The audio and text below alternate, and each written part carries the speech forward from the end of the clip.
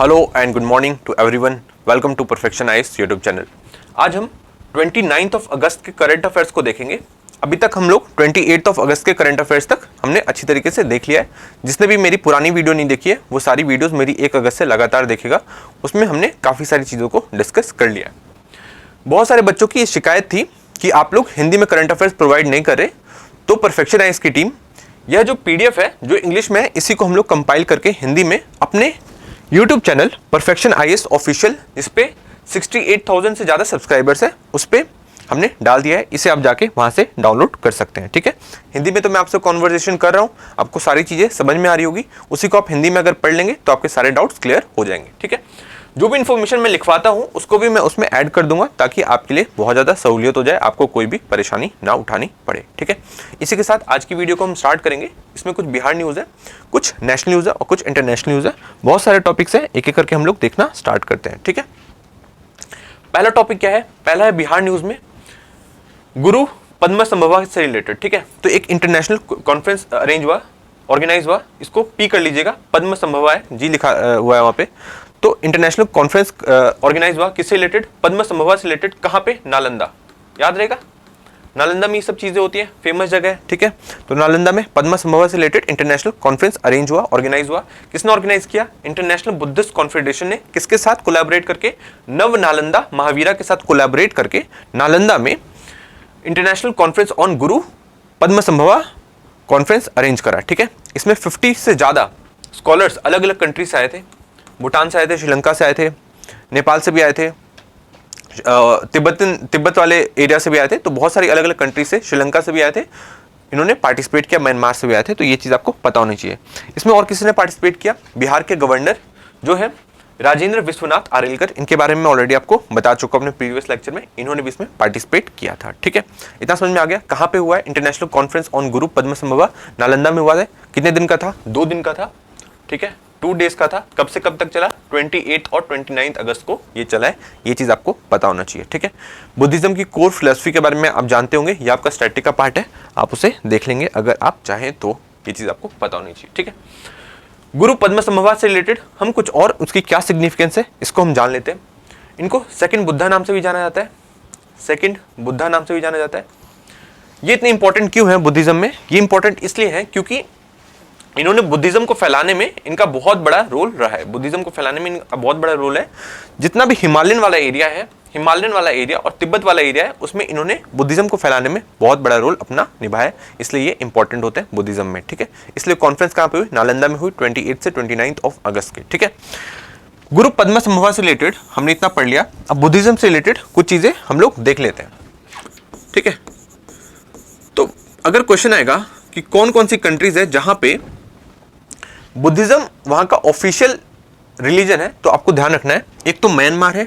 ठीक है, म्यांमार, हमारे नीचे श्रीलंका, हमारे ऊपर भूटान, ठीक है, और कंबोडिया। ये आप ध्यान रखेंगे। म्यांमार, श्रीलंका, भूटान और कंबोडिया 4 कंट्रीज है जहां पे बुद्धिज्म वहां का ऑफिशियल रिलीजन है। इसमें कंफ्यूज करने के लिए आपको आएगा थाईलैंड और लाओस। ठीक है, थाईलैंड आ गया, नहीं तो लाओस आ जाएगा। एक ऑप्शन इसमें से हो सकता है। ठीक है, थाईलैंड आ गया, लाओस आ गया, नहीं तो मंगोलिया आ जाएगा।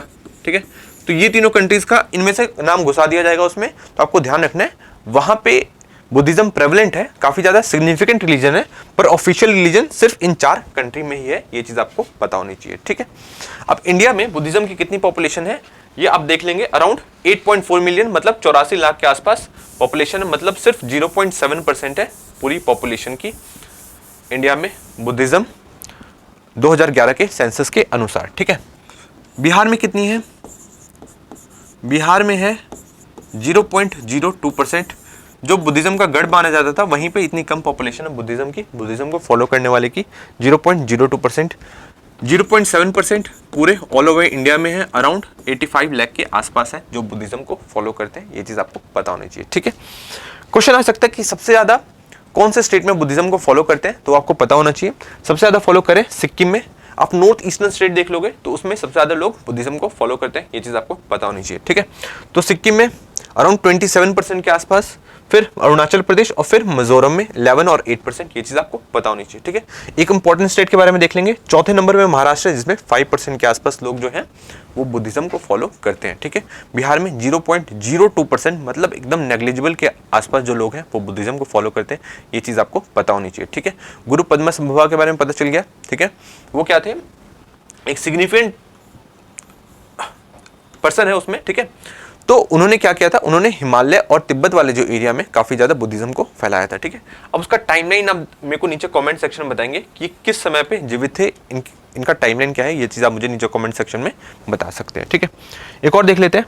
कल एक बार मैंने लद्दाख में भी बताया था आपको कि लद्दाख में भी बुद्धिज्म की काफी अच्छी पॉपुलेशन है, लद्दाख में भी मैंने आपको बताया था। ठीक है, तो लद्दाख से रिलेटेड मैंने आपको दो चीजें और बताई थी।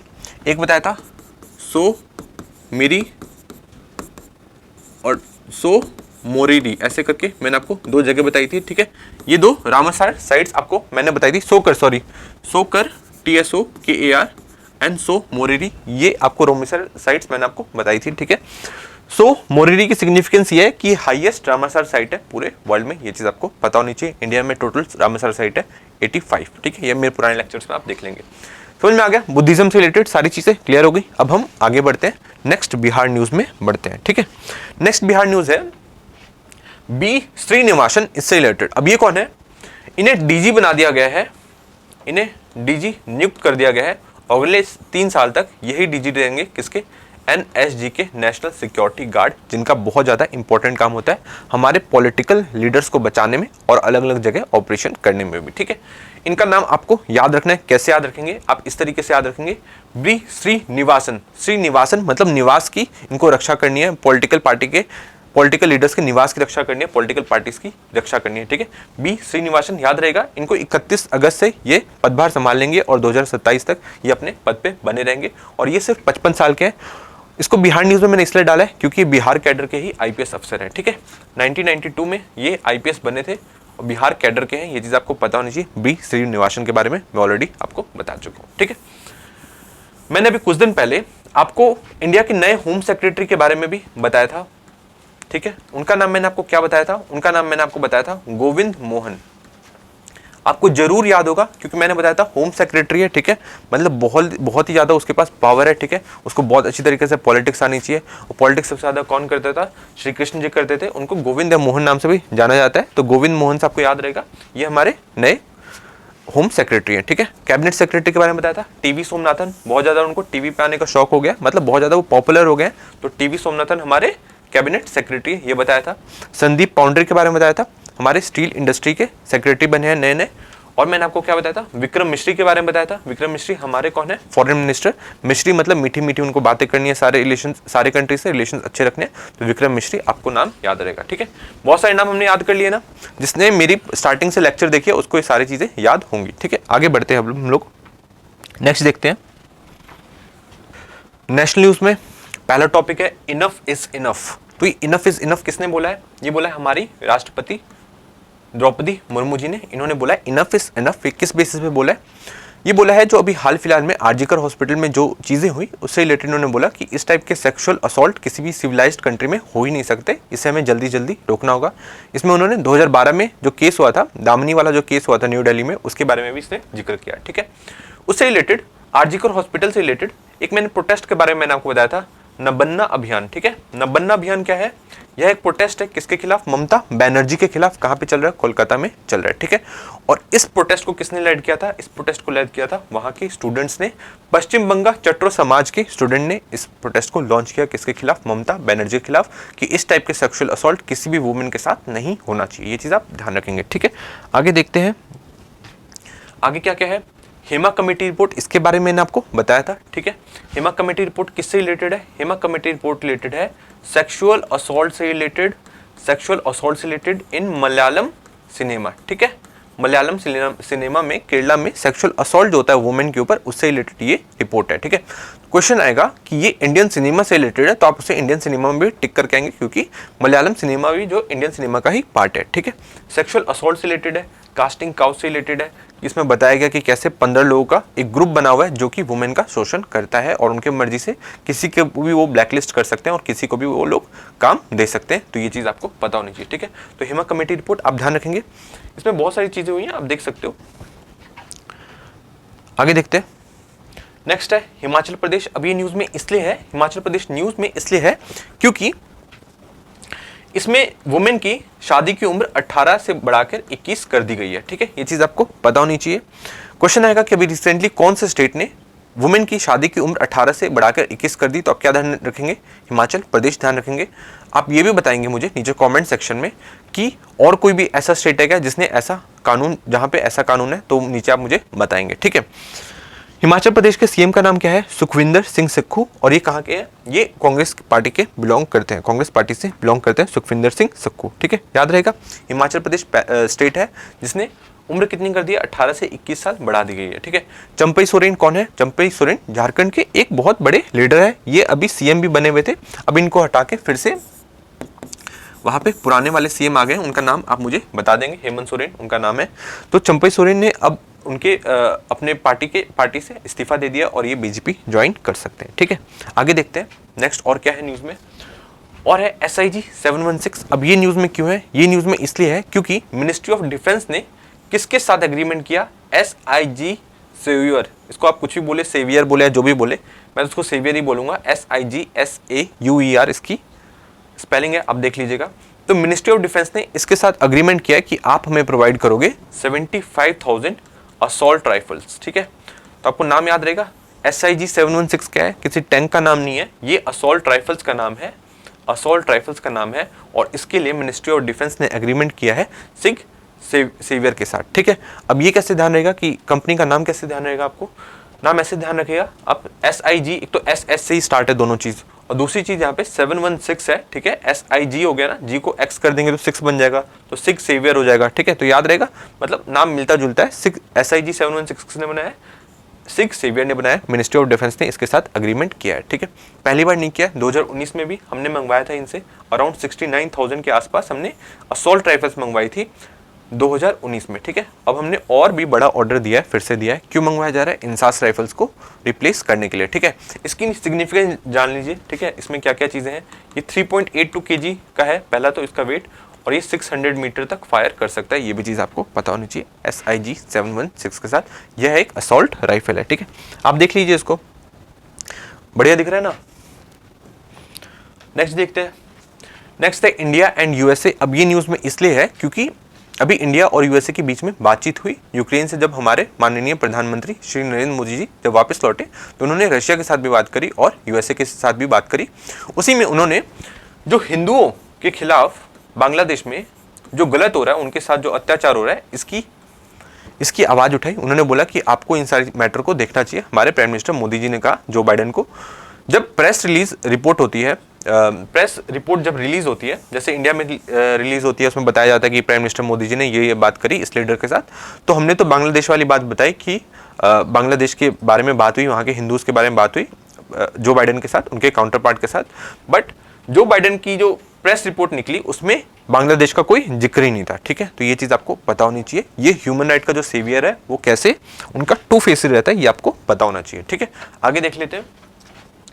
IMD के बारे में मैं आपको बता चुका हूँ, इंडियन मेट्रोलॉजिकल डिपार्टमेंट। इसके बारे में मैंने आपको बहुत अच्छी तरीके से कवर कराया मेरे पुराने लेक्चर्स में, आप जाके उसको देखेंगे, बहुत इंपॉर्टेंट है। ठीक है, इसके बारे में बस थोड़ा सा मैं आपको याद दिलवा देता हूँ। ये 1 ऑफ द 6th ऑफिस है किसका?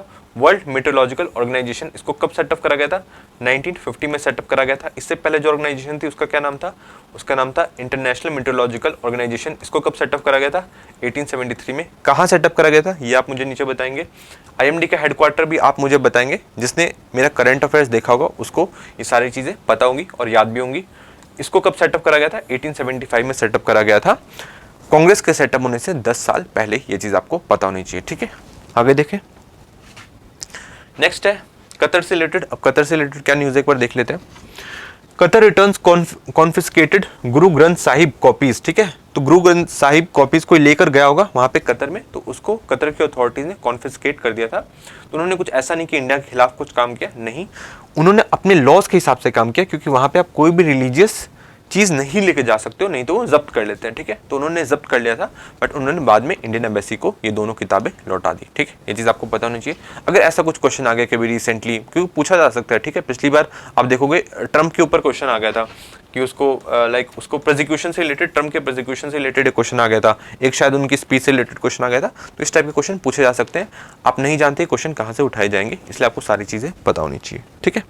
नेक्स्ट देखते हैं एग्रीकल्चर इंफ्रास्ट्रक्चर फंड। अब ये क्या है, एक बार हम लोग न्यूज में देख लेते हैं। एग्रीकल्चर इंफ्रास्ट्रक्चर फंड क्या है? Cabinet approves expansion of agriculture infrastructure fund, मतलब इसको अब बढ़ाने की बात करी जा रही है। तो एक बार हमें पता होनी चाहिए ये एग्रीकल्चर इंफ्रास्ट्रक्चर फंड क्या है, ये एग्रीकल्चर इंफ्रास्ट्रक्चर फंड क्या है। तो इसको स्टार्ट करा गया था 2020 में, ठीक है। अब इसको एक्सटेंशन दे दिया गया है, ठीक है। अब इसको आप नाम से समझेंगे। एग्रीकल्चर एक तो मतलब कृषि में इंफ्रास्ट्रक्चर को बढ़ाना है और इसके लिए फंड दिया जा रहा है, मतलब फाइनेंस करा जा रहा है, ठीक है। तो मतलब फाइनेंस करा जाता है, किसको फाइनेंस कराया जाता है? फार्मर्स को फाइनेंस किया जाता है। एग्रीकल्चर से रिलेटेड जो एंटरप्रेन्योर्स है, ठीक है, जो अलग अलग टाइप की एप्स निकालते हैं या कुछ ऐसी चीज़ें निकालते हैं, ठीक है, या सीड्स के बारे में बताते हैं या उससे रिलेटेड कुछ इन्वेंशन करते हैं, तो उनको फंड किया जा रहा है। फार्मर्स ग्रुप को फंड किया जा रहा है। Farmer producer organisation, self help group, इन सबको फंड किया जाता है, ठीक है। और इसमें क्या करा जाता है? इसमें इंफ्रास्ट्रक्चर को प्रमोट करा जाता है, ठीक है। इंफ्रास्ट्रक्चर को प्रमोट करने से क्या होगा? इंफ्रास्ट्रक्चर को प्रमोट करने से पोस्ट हार्वेस्ट लॉसेस कम जाएंगे, ठीक है। अब ये पोस्ट हार्वेस्ट लॉसेस क्या होंगे, ये तो आपको पता होने चाहिए, मतलब ये सबको ही पता होगा। पोस्ट हार्वेस्ट लॉसेस मतलब जैसे कि आपने व्हीट को उगाया, ठीक है, या राइस को उगाया, अब अगर आप उसको सेफ जगह पे नहीं रखोगे तो क्या होगा कि वो पैरिश हो जाएगा, वो खराब हो जाएगा, ठीक है। तो उसको सेव करने के लिए आपके पास कोल्ड स्टोरेज सिस्टम तो होने चाहिए ना, ऐसे सिस्टम तो होने चाहिए, ऐसे वेयर हाउस तो होने चाहिए जहां पे आप उसको संभाल के रख सको कई दिन के लिए, ठीक है। क्योंकि उसको तो जब काम आएगा तब उसको यूज करेंगे, ठीक है, या मार्केट में रिलीज करेंगे, पर उसको सेव करने के लिए सारी जगह होनी चाहिए। तो इस टाइप के इंफ्रास्ट्रक्चर को क्रिएट करने के लिए ही एग्रीकल्चर इंफ्रास्ट्रक्चर फंड है, ठीक है। तो ये चीज आपको पता होनी चाहिए। देख लेते हैं इसके बारे में कुछ चीज की 2020 में जब स्टार्ट हुआ तो अभी तक इसने 6000 से ज्यादा वेयर हाउसेस को बनाया है, ठीक है, उसको फंड किया है। 688 कोल्ड स्टोरेज यूनिट्स को भी बनाया है। तो मतलब काफी सारी चीजें इंफ्रास्ट्रक्चर से रिलेटेड होती रहती है। तो एग्रीकल्चर इंफ्रास्ट्रक्चर फंड याद रहेगा 2020 में स्टार्ट हुआ था, ठीक है। प्राइम मिनिस्टर मोदी जी ने किया था, ये आपको पता होनी चाहिए। नेक्स्ट देखें, एग्रीकल्चर इंफ्रास्ट्रक्चर फंड याद हो गया। नेक्स्ट देखते हैं रेलवे स्टेशन रीनेम्ड, ठीक है। अब रेलवे स्टेशन को रीनेम कर दिया है, कौन कर सकता है? आपको पता होगा, हमारे माननीय योगी जी ने किया है, ठीक है। कहाँ पे किया?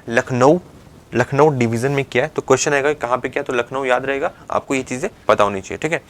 एक क्वेश्चन ये भी आ सकता है, आपसे पूछा जा सकता है कि जो रेलवे स्टेशन होता है, ठीक है, ये जो रेलवे स्टेशन होता है इसको कैसे रीनेम करा जाता है, ठीक है। तो जो रेलवे स्टेशन है ये तो स्टेट गवर्नमेंट के अंडर में आता है, ठीक है। ये स्टेट गवर्नमेंट रेलवे स्टेशन नहीं, इसकी जो रीनेमिंग नेमिंग से रिलेटेड होता है ये उसके अंडर में आता है, स्टेट गवर्नमेंट के रिलेटेड आता है, ठीक है। तो अगर वो चाहें कि इसका नाम चेंज करना है तो वो भेज सकते हैं, किसको? मिनिस्ट्री ऑफ होम अफेयर्स को उनको भेजना पड़ेगा कि हमें नाम चेंज करना है। मिनिस्ट्री ऑफ होम अफेयर्स क्या करेगी? मिनिस्ट्री ऑफ रेलवे से बातचीत करेगी, उसके बाद ही नाम चेंज करने की परमिशन दी जा सकती है। ये चीज़ आपको पता होनी चाहिए, ठीक है। तो स्टेट गवर्नमेंट क्या करती है? स्टार्ट करती है प्रोसेस को, जाता किसके पास है? मिनिस्ट्री ऑफ होम अफेयर्स के पास जाता है और उसके बाद नाम चेंज हो जाता है, ठीक है। रानी कमलापति स्टेशन नाम चेंज करके बनाया गया था, कौन से स्टेशन को? ये आप मुझे नीचे बताएंगे। वैसे मैं बता देता हूँ, ये भोपाल में स्टेशन है, एक हबीबगंज स्टेशन, हबीबगंज स्टेशन को का नाम चेंज करके क्या रख दिया गया? रानी कमलापति स्टेशन। ये आपको पता होना चाहिए। रानी कमलापति की सिग्निफिकेंस भी पता होनी चाहिए। रानी कमलापति से रिलेटेड क्वेश्चन आ सकता है कि कौन से स्टेशन का नाम चेंज करके रानी कमलापति रखा गया, तो ये आपको पता होना चाहिए। भोपाल का हबीबगंज स्टेशन का नाम चेंज करके रखा गया था, ठीक है। अभी रिसेंट की चीज़ है इसलिए आपको पता होनी चाहिए, ठीक है। ये देख लीजिए अखिलेश यादव हाथ हिलाते हुए। नेक्स्ट देखते हैं, नेक्स्ट न्यूज़ में क्या है? एक पेड़ माँ के नाम, इसके बारे में मैं ऑलरेडी 10 बार बात कर चुका हूँ, ठीक है। ये प्राइम मिनिस्टर मोदी जी की थीम है। अभी मैं बस आपको बोल रहा हूँ कि आप जाके पुराने लेक्चर्स देख लो, आपको इसके बारे में भी पता चल जाएगा। एक चीज़ मैंने बताई थी, इसी थीम पे हमारे मिनिस्ट्री ऑफ डिफेंस ने क्या फैसला लिया था कि वो 15 लाख ट्रीज को लगाएंगे पूरे इंडिया में, ठीक है। अगर क्वेश्चन आएगा कि 15 लाख ट्रीज लगाने की बात किसने कही थी, तो एनवायरनमेंट मिनिस्ट्री मत करके आ जाना, मिनिस्ट्री ऑफ डिफेंस ने की थी। एक पेड़ माँ के नाम के थीम के अंडर, ठीक है। इसमें माँ कौन है? मदर नेचर, ठीक है। जैसे धरती हमारी माता है, हमारे घर में माता है, वैसे ही नेचर भी हमारी माता है। तो एक पेड़ माँ के नाम, ये चीज़ आपको पता होना चाहिए, ठीक है। क्वेश्चन आएगा कि अभी कौन सी कंट्री है जिसने 1 करोड़ 10 मिलियन सैपलिंग्स लगाने की बात करी है, तो ध्यान रहेगा आपको कौन किसने किया है? नेपाल ने किया है, ठीक है। नेपाल के बारे में पता है आपको, नेपाल के तराई रीजन के बारे में बता चुका हूँ, उसके अभी रिसेंटली के फेस्टिवल्स के बारे में मैंने आपको बताया था, ठीक है। और वहाँ पे मैंने बताया था कि कौन सा रिलीजन प्रेवलेंट है, इसके बारे में भी मैंने आपको बताया था, आप जाके देख सकते हैं। ठीक है, अब क्वेश्चन आएगा कि India Israel foreign office consultation कहाँ पे हुआ, तो ये हुआ कहाँ पे, न्यू दिल्ली में हुआ, ये चीज आपको पता होनी चाहिए। ठीक है, एक बार हम लोग कटआउट देख लेते हैं कि India calls for dialogue and diplomacy to resolve West Asia crisis में वही बात करेंगे। यहाँ पे विक्रम मिश्री है, ठीक है, ये विक्रम मिश्री है और उनकी तरफ से कौन है, याकोव ब्लिस्टेन। ठीक है, ये है याकोव ब्लिस्टेन, मतलब वहां के फॉरेन सेक्रेटरी आप मान के चले। ठीक है, और इंडिया की तरफ से विक्रम मिश्री के बारे में बताया था कि हमारे फॉरेन सेक्रेटरी है। ठीक है, एक पहले हमारे फॉरेन सेक्रेटरी थे जिन्हें अभी यूएस का एम्बेसडर बना के भेजा है, उसका नाम आप मुझे बताएंगे नीचे कमेंट सेक्शन में। ठीक है, आगे देखते हैं। तो ये इस टाइप से इन लोग की बातें हुई, इसमें ये बात कही गई, इसमें इजराइल को इंडिया ने सपोर्ट भी दिखाया कि जितने भी होस्टेजेस आपके पकड़े गए उसको तुरंत रिलीज करना होगा, किसको, हमास को, ये चीज़ें बोली। ठीक है, मतलब इजराइल का तो खुल के सपोर्ट कर दिया इंडिया ने इस मीटिंग के दौरान, ये चीज़ आपको पता होनी चाहिए। साथ में इजराइल को ये नसीहत भी दी कि आपको भी थोड़ा अपना धैर्य रखना चाहिए कि आप ऐसे किसी की भी बॉम्बिंग करके आ जाते हो, ये तरीका भी ठीक नहीं है। ठीक है, आगे देखते हैं, क्योंकि हम लोग बैलेंस करके चलते हैं, हम लोग एक तरफा कभी भी नहीं होते। आगे देखते हैं, मिक्स्ड मैट्रिक्स मेम्ब्रेन। अब ये क्या है, ये मेम्ब्रेन को किसने बनाया, मिक्स्ड मैट्रिक्स मेम्ब्रेन को किसने बनाया, developed by the research team of doctor Monika Singh. ठीक है, नाम याद रहेगा, डॉक्टर मोनिका सिंह ने बनाया है, डॉक्टर मोनिका सिंह ने बनाया है। कहाँ की है वो, इंस्टीट्यूट ऑफ नैनो साइंस में काम करती है, मोहाली में। ठीक है, ये चीज़ आपको पता होनी चाहिए। तो इंस्टीट्यूट ऑफ नैनो साइंस की डॉक्टर मोनिका सिंह ने क्या बनाया, मिक्स्ड मैट्रिक्स मेम्ब्रेन, ये चीज़ आपको पता होनी चाहिए। ठीक है, अब आगे देख लेते हैं इनके बारे में। मिक्स्ड मैट्रिक्स मेम्ब्रेन क्या करेगा, ये अमोनिया को डिटेक्ट करने में मदद करेगा। ठीक है, कहीं पे भी अमोनिया का लीक होगा तो इससे हम पता लगा सकते हैं। ठीक है, अमोनिया के बारे में आपको पता होना चाहिए कि ये ऑर्डरलेस गैस है। ठीक है, इसकी कोई भी स्मेल नहीं है, सॉरी पंजेंट स्मेल है इसकी, तो पहली चीज़, और सफोकेटिंग है ये। ठीक है,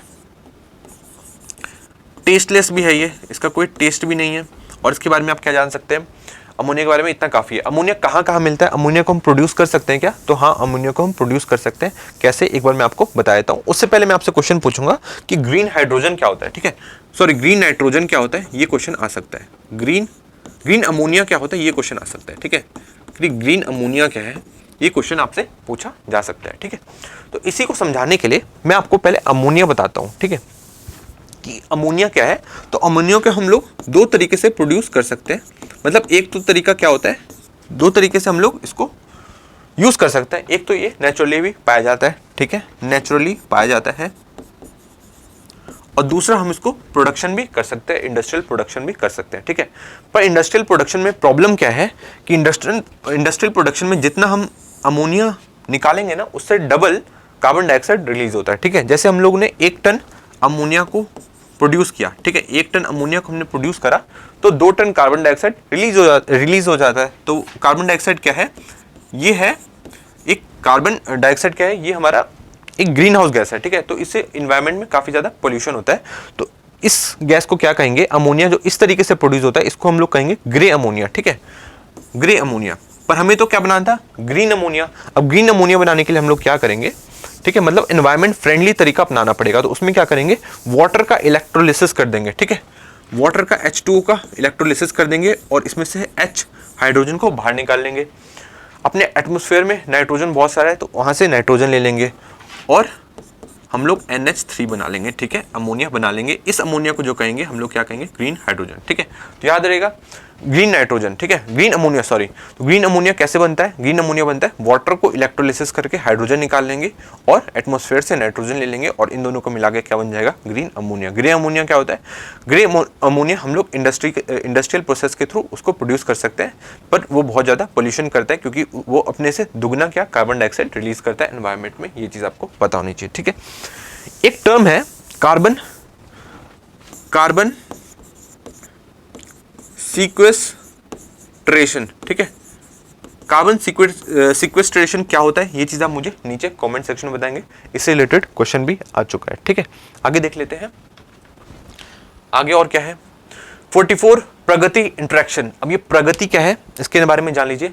proactive governance and timely implementation, ठीक है। तो proactive governance and timely implementation, इसे किसने लॉन्च किया था? इसे भी प्राइम मिनिस्टर हमारे श्री नरेंद्र मोदी जी ने इसे लॉन्च किया था। उनकी पीएमओ की टीम ने नेशनल इंफॉर्मेटिक्स सेंटर के साथ मिलके प्रगति नाम का एक पोर्टल बनाया था, ठीक है। उसके थ्रू वो क्या करते हैं, जो भी जैसे प्रोजेक्ट है, पहले क्या होता था, कोई भी प्रोजेक्ट लॉन्च हुआ, ठीक है, तो लॉन्च करने के बाद मिनिस्टर ही भूल जाते थे लॉन्च हुआ कब, और बनने में फिर वो प्रोजेक्ट 10 साल लग गए, 15 साल लग गए, 20 साल लग गए, ठीक है। तो अब हमारे मोदी जी ने क्या किया कि ऐसा करके ऐप बना दिया, उसमें क्या होता है कि वो टाइम टू टाइम देखते रहते हैं कि क्या चीज़ें चल रही हैं, कितना प्रोग्रेस हुआ है, ठीक है। तो ये प्रोग्रेस देखने के लिए एक पोर्टल है, जिसे कौन यूज़ करता है? पीएमओ में जो हमारे ब्यूरोक्रेट्स हैं वो यूज़ करते हैं, हमारे मोदी जी यूज़ करते हैं, ठीक है। इसके थ्रू वो देख सकते हैं कि अभी राइट नाउ वहाँ पे क्या चल रहा है, ठीक है। वो ग्राउंड की उनके पास फोटोज भी होती है, वीडियोस भी होती है, सारी चीज़ें घर पे वहाँ से ऑफिस में बैठ के ये सारी चीज़ें देख सकते हैं, ठीक है। इसे लॉन्च कब किया था? इसे लॉन्च किया था 2015 में, ठीक है। किसने किया था? पीएमओ और एनआईसी ने मिलकर इस पोर्टल को बनाया था, नेशनल इंफॉर्मेटिक्स सेंटर से रिलेटेड। मैंने आपको कल एक चीज़ बताई थी कि इसने ही ई कैबिनेट बनाने के लिए, ई कैबिनेट चलाने के लिए कहाँ पे? आंध्र प्रदेश में ऐप को तैयार किया है, ठीक है। तो ई कैबिनेट बनाने वाला कौन है? एनआईसी, नेशनल इंफॉर्मेटिक्स सेंटर है, ठीक है। कहाँ पे है ई कैबिनेट? कहाँ पे स्टार्ट हुई है? ये स्टार्ट हुई है आंध्र प्रदेश में, ये ऑलरेडी आपको मैं बता चुका हूँ, ठीक है। ई समन कहाँ पे हुआ है? ई समन हुआ है मध्य प्रदेश में, ठीक है। आगे देखें, तो इन्होंने प्रगति के माध्यम से क्या किया? इन्होंने 76,500 करोड़ रुपीस का जो प्रोजेक्ट चल रहे थे, उनको देखा कि क्या चल रहा है वहाँ पे काम। इसमें से कोई भी प्रोजेक्ट बिहार में नहीं है, इसलिए आपको ज़्यादा ध्यान देने की जरूरत नहीं है, ठीक है। आगे देखिए, प्रगति के बारे में समझ में आ गया। Proactive governance and timely implementation, इनका मेन मकसद यही है कि जो भी प्रोजेक्ट चल रहा है ना, उसको टाइमली हमें इंप्लीमेंट करना होगा, टाइम पर बना के देना पड़ेगा, नहीं तो कॉस्ट भी काफ़ी ज़्यादा बढ़ जाती है, ठीक है। 10 साल में जो प्रोजेक्ट बनने वाला था उसको 20 साल लग जाएंगे, तो 20 साल बाद तो प्रोजेक्ट का कॉस्ट बढ़ेगा ना, तो ये चीज़ आपको पता होनी चाहिए, ठीक है। नेक्स्ट देखते हैं, ये क्या है? एक फर्स्ट कॉमिक बुक रिलीज हुई है, किसने की है? किस चीज से रिलेटेड? इंडियन एयरफोर्स से related first comic book release हुई है। कहाँ पे? Air chief marshal VR Chaudhary ने इसे रिलीज किया, ये चीज आपको पता होनी चाहिए, ठीक है। ये बच्चों के लिए कॉमिक बुक है, उसमें आईएएफ की सराहना की गई है कि उन्होंने कैसे कैसे अपना काम किया, कैसे कैसे वो ऑपरेशन चलाते हैं, ये सारी चीजें बातें उसमें करी जाती है। प्लस में मोटिवेशन भी दी जाती है, प्लस उसमें यह भी बताया जाता है कि कैसे आप इंडियन एयरफोर्स को ज्वाइन कर सकते हो। लोगों को मोटिवेट करने के लिए बच्चों के अंदर मोटिवेशन आनी चाहिए, तो एक हंसते खेलते हुए वो सारी चीजें सीख जाएंगे। Air chief marshal VR Chaudhary ने ये चीज किया है, ठीक है। तो present historical and heroic narratives of Indian air force, ये चीज आपको पता होनी चाहिए, ठीक है। नेक्स्ट देखें, नेक्स्ट देखते हैं। नेक्स्ट क्या है? असम सीएम। अब ये न्यूज में क्यों है? ये न्यूज में इसलिए है क्योंकि इन्होंने बोला है कि जो हमारा बॉर्डर है किसके साथ? बांग्लादेश के साथ, उसे सील कर दो। मोदी जी, होम मिनिस्टर जी, इसे अमित शाह जी से सील कर दो, क्योंकि वहाँ से कोई भी आ सकता है, ठीक है। आपको सील करना होगा, आपको सील कर देना चाहिए। वहाँ के बहुत सारे ऑर्गेनाइजेशन ने, स्टूडेंट के ऑर्गेनाइजेशन ने, पूरे नॉर्थ ईस्ट के, उन्होंने भी सेम आवाज़ उठाई थी, तो आपको पता होना चाहिए, ठीक है। नेक्स्ट देखते हैं। नेक्स्ट है, भारत बायोटेक ने क्या लॉन्च किया? कॉलेरा की वैक्सीन लॉन्च की। अब कॉलेरा क्या होता है, इसकी कॉलेरा से क्या क्या, कॉलेरा की क्या क्या सिग्निफिकेंस है, ठीक है, इससे क्या क्या प्रॉब्लम्स आ सकती है, ये चीज़ मैं आपको कल के लेक्चर में बताऊंगा, नहीं तो आज का लेक्चर क्योंकि काफ़ी ज़्यादा हैवी हो जाएगा। आज ये जानिए कि कॉलेरा के लिए वैक्सीन किसने लॉन्च की है? उसे लॉन्च की है भारत बायोटेक ने, ठीक है। ये चीज़ आपको पता होनी चाहिए। भारत बायोटेक वही कंपनी है जिसने क्या बनाया था? जिसने बनाया था कोवैक्सीन, ठीक है। ये चीज़ आपको पता होनी चाहिए। कोविशील्ड किसने बताया? आप मुझे नीचे कमेंट सेक्शन में बताएंगे, ठीक है। तो कॉलेरा समझ में आ गया। कॉलेरा के लिए वैक्सीन किसने लॉन्च की? भारत बायोटेक ने लॉन्च की। किसके साथ मिलके? हिलमन लैब्स के साथ मिलकर, ठीक है। हिलमन लैब्स के साथ मिलके भारत बायोटेक ने कॉलेरा के लिए वैक्सीन को लॉन्च किया, ये चीज़ आपको पता होनी चाहिए, ठीक है। आगे और कुछ देख लेते हैं इसके बारे में। इस वैक्सीन का नाम क्या है? इस वैक्सीन का नाम है हिलकॉल, याद रहेगा। हिलकॉल कैसे याद रहेगा? हिलकॉल, CHOL से कॉलेरा याद रहेगा। हिल मतलब किसके साथ किया है इन्होंने? हिलमैन लैब्स के साथ, ठीक है। तो याद रहेगा, हिलमैन का हिल उठा लिया और कॉलेरा का कॉल उठा लिया, तो हिलकॉल क्या है? वैक्सीन का नाम है। किसके लिए? कॉलेरा के लिए। किसने लॉन्च किया? भारत बायोटेक ने लॉन्च किया। किसके साथ मिलके? हिलमैन लैब्स के साथ मिलके, ठीक है। याद रहेगा, पिक्चर देख लो, याद रहना चाहिए, भूलोगे नहीं। नेक्स्ट देखते हैं। नेक्स्ट है इंक्यूबेशन सेंटर। अब इंक्यूबेशन सेंटर कहाँ पे लॉन्च हुआ है? ये IIMC न्यू दिल्ली। IIMC की फुल फॉर्म आपको पता होगी, Indian institute of media centre, new Delhi में, वहाँ पे इंक्यूबेशन सेंटर को लॉन्च किया गया। आगे देखते हैं। नेक्स्ट क्या है? E cabinet. ई कैबिनेट के बारे में मैंने आपको बताया था। इसको एप्लीकेशन को डेवलप किसने किया है? NIC ने किया है। NIC ने ही PMO के साथ मिलकर क्या किया था? NIC ने ही PMO के साथ मिलकर प्रगति पोर्टल को बनाया था। प्रगति पोर्टल से क्या होता है, ये लोग प्रोजेक्ट के बारे में जानकारी लेते रहते हैं कि क्या प्रोजेक्ट में अभी ग्राउंड लेवल पे क्या चीजें चल रही है। ठीक है, ई कैबिनेट कहाँ पे लॉन्च हुआ है, ये पूरे इंडिया में एक पहला स्टेट है जहाँ पे ये चीजें लॉन्च हुआ है। कहाँ पे हुआ है, ये हुआ है आंध्र प्रदेश में। आंध्र प्रदेश के सीएम का नाम चंद्रबाबू नायडू, और चंद्रबाबू नायडू किस चीज को डेवलप करें, अमरावती को डेवलप करें, और इन्हें 2047 तक क्या करना है, $2 ट्रिलियन की इकोनॉमी बनानी है आंध्र प्रदेश को। और इन्होंने विजन डॉक्यूमेंट 2047 को भी लॉन्च किया था, ये चीज आपको पता होनी चाहिए। ठीक है, आंध्र प्रदेश ही एक ऐसा स्टेट है जिसके पास कोई भी कैपिटल अभी नहीं है। पहले हैदराबाद इसका कैपिटल था, और हैदराबाद में ही फोर्थ सिटी नाम की एक सिटी बन रही है। ठीक है, राज्यसभा से रिलेटेड क्या एक बार देख लेते हैं क्या है। 12 members elected unopposed to Rajya Sabha, तो भी राज्यसभा में मेंबर्स को जाना था, तो 12 मेंबर वहां पे हो चुके हैं, अपॉइंट हो चुके हैं। ठीक है, आगे देखते हैं, नॉमिनेट हो चुके हैं। नेक्स्ट इंटरनेशनल न्यूज में क्या है, इंटरनेशनल न्यूज में है India Brazil joint commission meeting. ये जो मीटिंग हुई है इंडिया और ब्राजील की, इसके लिए वहां के फॉरेन मिनिस्टर जिनका नाम है मोरावीरे, इनकी फोटो दिखाया तो मैं आपको, ये हमारे फॉरेन मिनिस्टर से एस जयशंकर से ये मिले थे। ठीक है, ये मीटिंग कहाँ पे हुई है, ये हुई है न्यू दिल्ली में, तो ये चीज़ आपको ध्यान रखना है। इंडिया और इजराइल की मीटिंग कहाँ पे हुई है, वो भी हुई है न्यू दिल्ली में। और इंडिया और ब्राजील की मीटिंग कहाँ पे हुई है, ये भी हुई है न्यू दिल्ली में। ठीक है, वहाँ के ब्राजील के प्रेसिडेंट का नाम आपको पता होना चाहिए, वहाँ का प्रेसिडेंट का नाम है लूला दा सिल्वा। ठीक है, और ये अभी हाल फिलहाल में ही 2022 में शायद इन्होंने अपना पदभार संभाला है। ठीक है, एक बार आप देख लेना 2022 है कि 23 है, 90% चांस है कि 2022 ही है। तो लूला दा सिल्वा आप याद रहेगा, लूला दा सिल्वा से आपको नाम याद रखना है।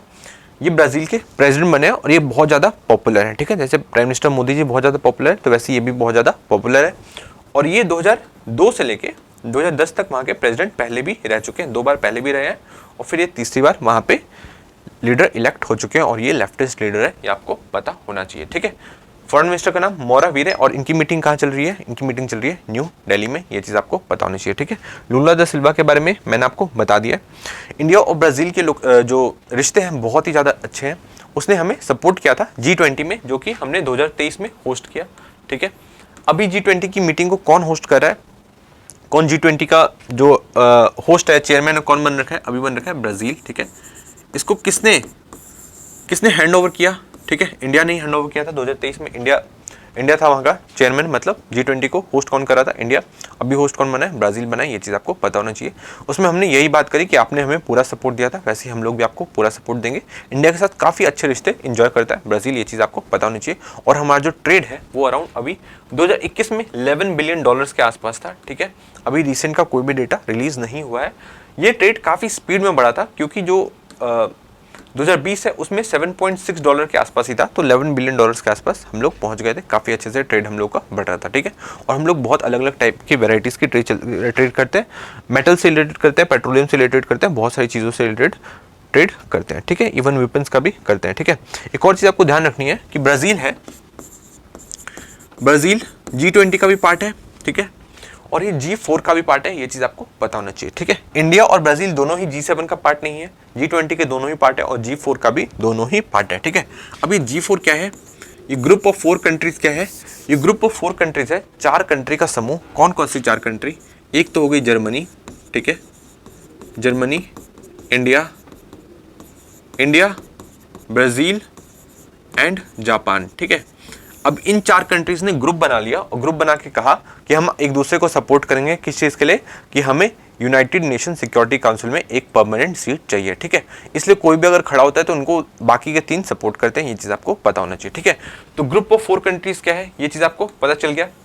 अब ग्रुप ऑफ 4 कंट्रीज क्या है, मतलब यूएन सिक्योरिटी काउंसिल में सीट के लिए, तो इसको अपोज करने के लिए ग्रुप बनाया गया, उसका नाम रख दिया गया कॉफ़ी क्लब। ठीक है, तो ये चीज़ भी आपको पता होनी चाहिए कि कॉफ़ी क्लब क्या है। ये ग्रुप ऑफ 4 कंट्रीज़ को अपोज करने के लिए ग्रुप है, जिनका कहना है कि जैसे जितने लोग हैं सिक्योरिटी काउंसिल में उतने ही रहने चाहिए और एक्स्ट्रा नहीं होने चाहिए। ठीक है, इसमें पाकिस्तान भी है, अर्जेंटीना भी है, तो अर्जेंटीना किसको अपोज करेगा, अर्जेंटीना अपोज करेगा कि ना ब्राज़ील को आप नहीं दे सकते सीट। ठीक है, पाकिस्तान कहता है कि इंडिया को नहीं दे सकते, तो इस टाइप का वो रिस्ट्रिक्शन लगाने की कोशिश करते हैं। तो एक काउंटर में ग्रुप बना दिया गया कॉफ़ी क्लब, ये चीज़ आप ध्यान रखेंगे। ठीक है, अब कॉफ़ी क्लब के कुछ मेंबर्स का नाम आप मुझे नीचे कमेंट सेक्शन में बता सकते हैं। ग्रुप ऑफ 4 कंट्रीज के मेंबर्स का नाम मैंने आपको बता दिया, इंडिया, ब्राज़ील, जर्मनी और जापान। ठीक है, डेवलप्ड कंट्री जर्मनी भी है, इसी में ध्यान रखेंगे। ठीक है, आगे देख लेते हैं और क्या है। ये लूला दा सिल्वा मैंने आपको बताया था, ये है कहाँ के प्रेसिडेंट है, कहाँ के, ये है प्रेसिडेंट ब्राज़ील के। ये चीज़ आपको पता होनी चाहिए। ब्राज़ील बहुत ही ज़्यादा इंपॉर्टेंट कंट्री है हमारे लिए, ठीक है। इनके साथ रिश्ते हमारे काफ़ी ज़्यादा अच्छे हैं, ठीक है। आगे हम लोग करें, नेक्स्ट देखते हैं।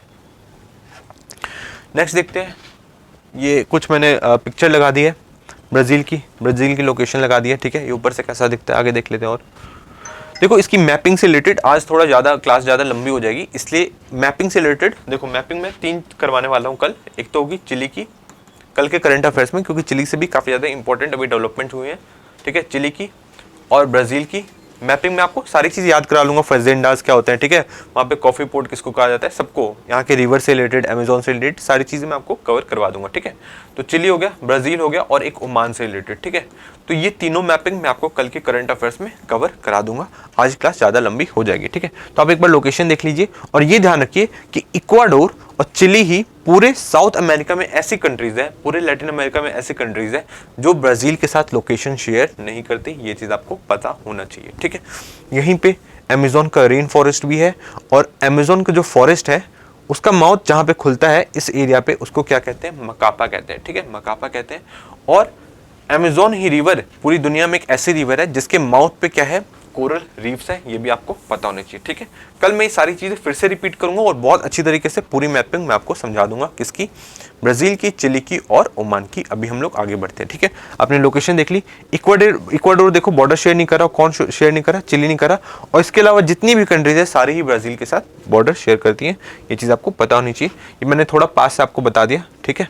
आगे देखें, आगे ये कौन है, सैयद अली खुमैनी। इसके बारे में तो आपको मैं कई बार बता चुका हूँ, ये ईरान के सुप्रीम लीडर है।